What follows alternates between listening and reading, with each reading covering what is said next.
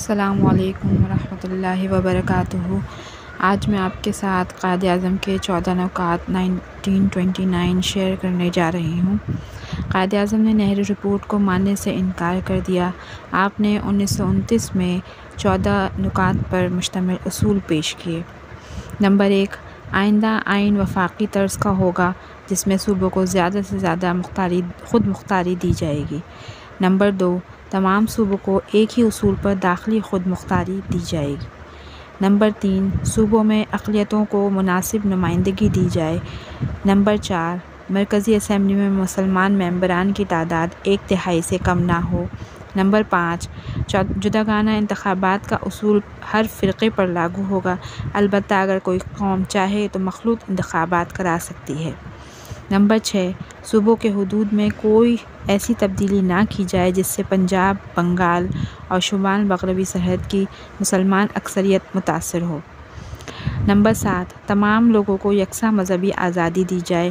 Number 8، اگر کوئی مسودہ قانون کسی خاص فرقے سے متعلق ہو اور اس فرقے کے 3/4 اراکین اس مسودہ کے خلاف رائے دیں تو اسے نامنظور سمجھا جائے۔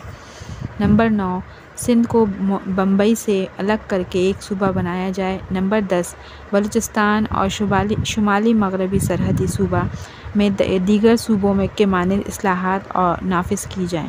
نمبر 11، سرکاری ملازمتوں میں مسلمانوں کو ان کی اہلیت اور تناسب کے لحاظ سے نمائندگی دی جائے۔ نمبر 12، مسلمانوں کو مذہبی اور ثقافتی تحفظ دیا جائے۔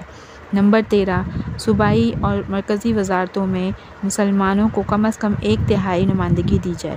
نمبر 14، آئین میں صوبوں کی مرضی کے بغیر کوئی تبدیلی نہ کی جائے۔ قائد اعظم محمد علی جناح کے 14 نکات کا تجزیہ کیا جائے تو یہ کہنا غلط نہ ہوگا کہ قائد اعظم محمد علی جناح نہ صرف مسلمانوں کے سیاسی حقوق کی ترجمانی کی بلکہ ہندوستان میں دستوری اصلاحات کا بنیادی ڈھانچہ بھی فراہم کیا۔ امید کرتی ہوں آپ کو یہ ویڈیو پسند آئی ہوگی۔ دیکھنے کا اور سننے کا شکریہ۔ میرے چینل کو لائک کیجیے اور سبسکرائب کیجیے۔ جزاک اللہ خیرا۔